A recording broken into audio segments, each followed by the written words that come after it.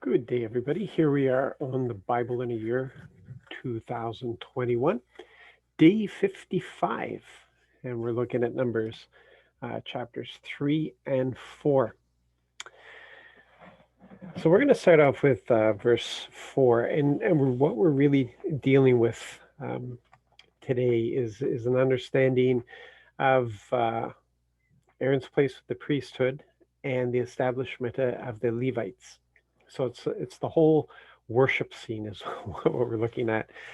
And we have here in verse 4 Nadab and Abihu died before the Lord when they made an unauthorized offering to the Lord in the Sinai desert.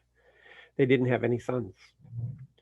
Eleazar and Ithamar served as priests during the lifetime of their father Aaron. The whole priesthood rests with Aaron and his sons. Now they come out of the Levites, they're from the Levite tribe. But Aaron has been selected as the high priest. And then he is supposed to train and install his sons and his grandchildren and his great grandchildren after that. They are the only ones, nobody else. So all the priests come from Aaron. Nobody else is allowed to be part of the priesthood. If they attempt it, they will die. So this is what we're seeing here. So the whole priesthood, there's no plan B. The whole priesthood is then resting on the shoulders of Eleazar and Ithamar to have children, to be able to pass the priesthood down to them. Now, the thing is that it was understood at this time that fertility was in the hands of the Lord. So it was guaranteed that they were going to have children. But we see that this is it just belongs to this one family. When we go on to verse 6, see, we quickly move past the priesthood because so much has already been dealt with in Leviticus, and so all the rules, everything else has been put in place, so it's clearly understood. And now we're moving on to the Levites themselves, the whole tribe. And we're going to see why it is that this tribe has been set aside. It says here, bring near, in verse 6, bring near the tribe of Levi and place them before Aaron the priest. They will assist him. So you have the priesthood, which is Aaron and his descendants. And then you have those who will assist the priesthood because there's a lot of work involved, a lot of work.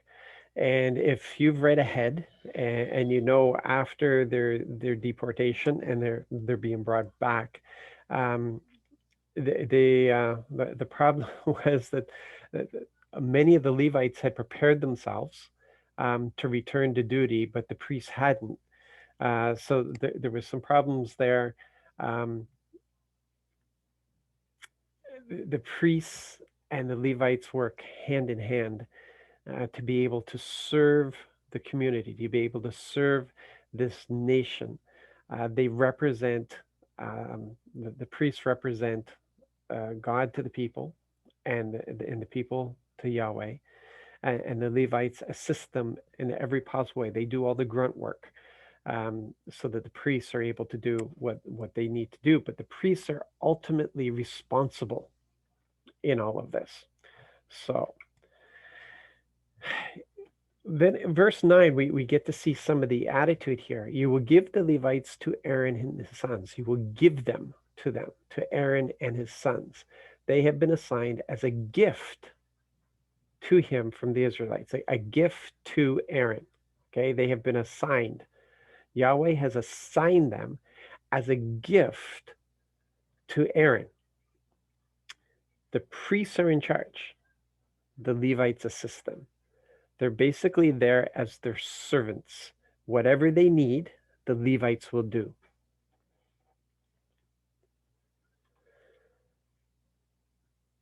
Now we get here just an understanding of what's going on. And you remember that the Levites are set aside because when Moses came down off the mountain, and he saw that the nation was out of control. And it was Aaron's fault.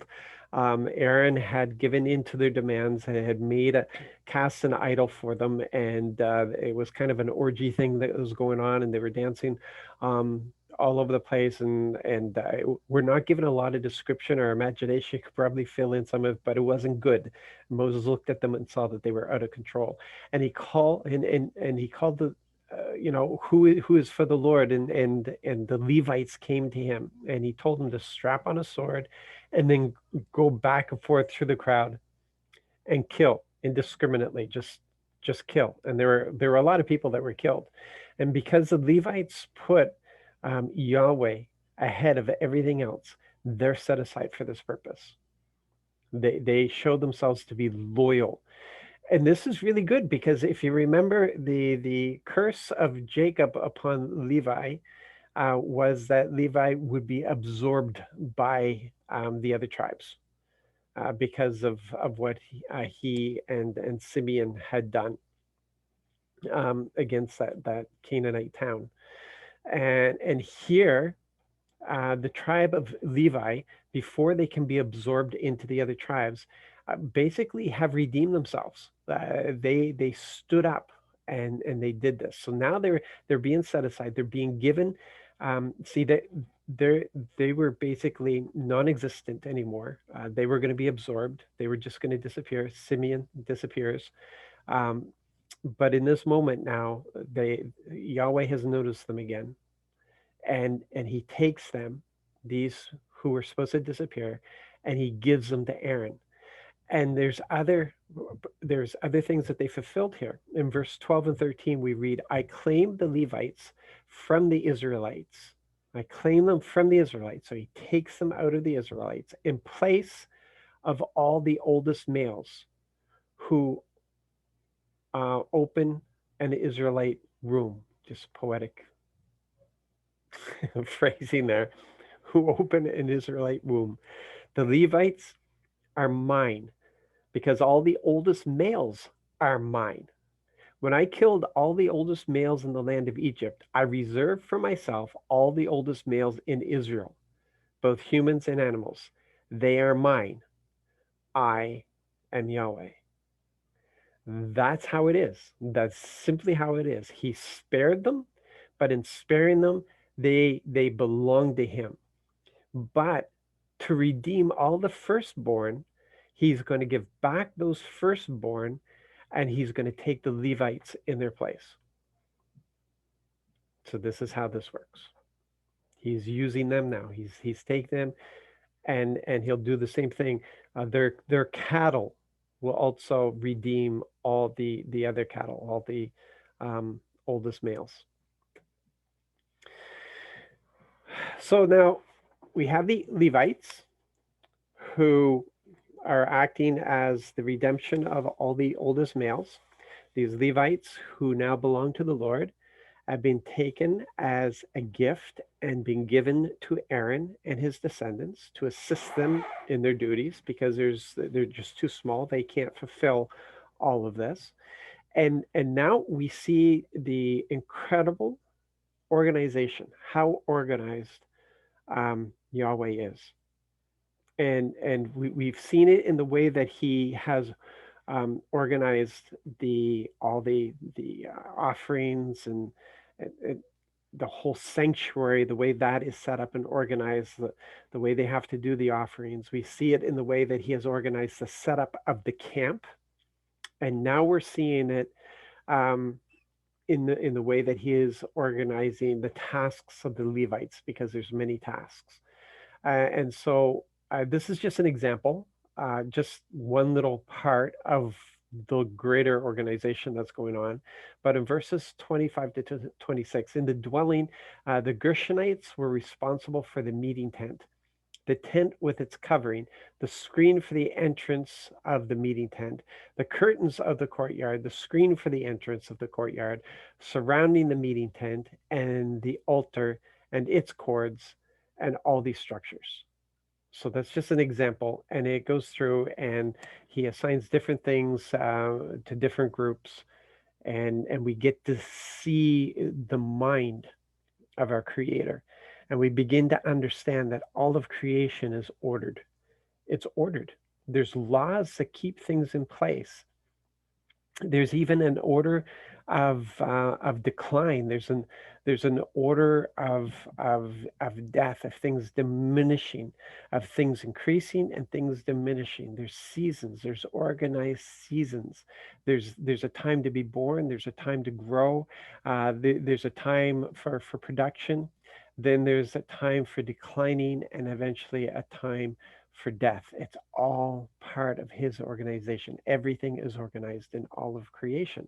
And this is just a microcosm that we see here of the way that this works.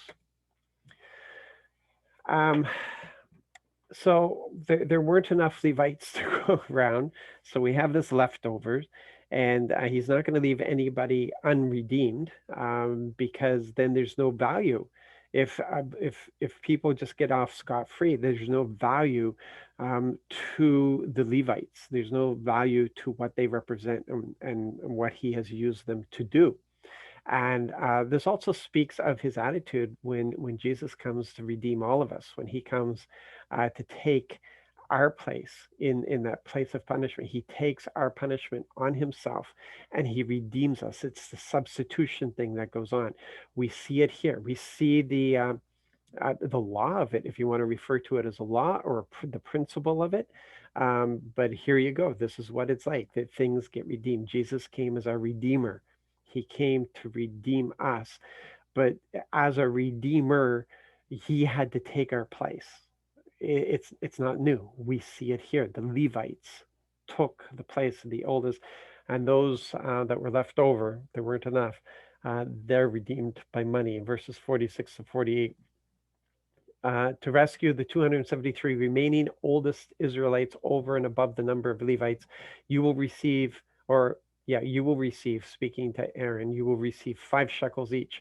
You will receive them according to the sanctuary shekel of 20 gerahs to the shekel. You will give the money for the rescue to Aaron and his sons. Okay, so there's value that's placed here. It's really important. This is to show how valuable the Levites are in this role.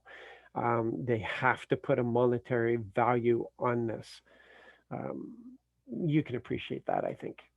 And here we have in Numbers chapter 4, verse 4, the Kohathites are given the greatest honor here.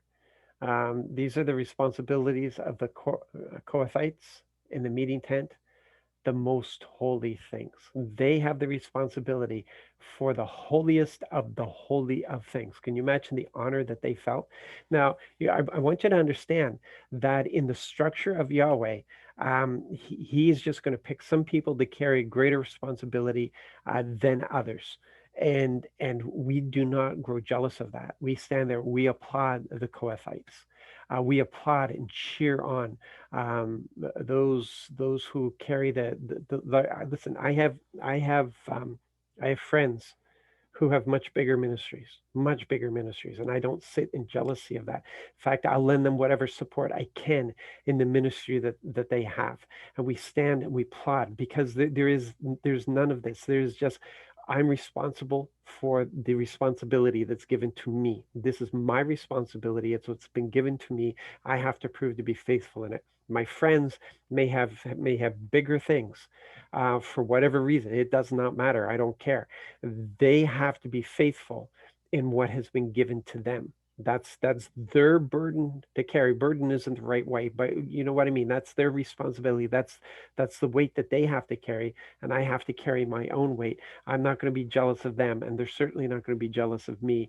And we stand and we applaud. That's just how it is. Okay, there's none greater, there's none lesser. We just walk in the responsibilities that have been assigned to us. And that's what's happened with the Kohathites. This is a great honor, but it's been assigned to them, and nobody should be jealous of that thing. But in saying that, to those who have given much, much is expected, right? Much is demanded. We understand that, and that's what's happening. The Kohathites, listen, I don't know. It's like working with live electricity here. Aaron and his sons will finish covering the sanctuary and all the equipment of the sanctuary when it's time to break camp. After that, the Kohathites will enter to carry it, but they will not touch the sanctuary lest they die. Whoa. Okay. Yeah, great honor, but there's also great danger. They are responsible for the holy of things, and it's instantaneous death if they abuse this, if they don't take care of this. So yeah, great honor, but great responsibility. Great honor, but do we dare say great risk if they're not careful with that responsibility. These are the objects in the dwelling that the Kohathites are to carry. And this is major stuff. And did they read? Yeah. Listen, here's the fine print for you. Okay, it's great that maybe some young leaders may look at people with these large churches and stuff and think, yeah, that's what I want. But there is huge responsibility there, huge responsibility there. It's huge, and there's going to be great accountability. And so, yeah, read the fine print because look at what the Kohathites. You must not let the tribe of the Kohathite clans be eliminated from the Levites. What? Why would we ever do that? Right? Why would we ever allow somebody just to be eliminated? Yeah, but look, this is what you must do for them so that they stay alive and don't die when they approach the most holy things. Aaron and his sons will enter and assign each of them his work and his load, but they may not enter to look at the sanctuary even for a moment, lest they die. Every one of those articles, the priests have been told how they need to wrap these. They need to wrap them, and there's purpose in the way that they need to wrap them. It's to protect the Kohathites so that they don't mistakenly end up touching the item itself. It's okay to touch it in the wrapping, but if for some reason it's not wrapped properly, they will die. So it's you must listen, you must not let the tribe of the Kohathite clans be eliminated. Protect them. Take your responsibility seriously. Wrap these things. Prepare this. They are your muscles. They're going to save your back. They're going to do the grunt work, but you need to protect them by doing this right. Wow. Wow. There's so much that can be said about that. So much. Um, yeah, we just need to make sure that we cover each other. We're responsible for each other. We need to cover each other. It's really important. Okay. Just let it sink in a bit because that's hmm. And then we just have we just end off with this that the rest of the group was divided between the Christianites and the Merarites.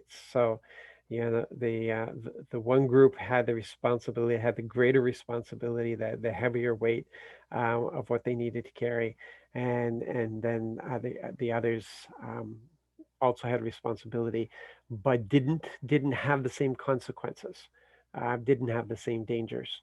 And but everybody was important. Everybody needed to do this because they needed every part of that meeting tent. Everything needed to be taken care of. It's just that some things had greater consequences than others. Okay, so we're going to leave it there. Just understand your place in the community. Understand the importance of that everybody has responsibility in the community, and we need each other. It's like Paul wrote in First Corinthians chapter 12.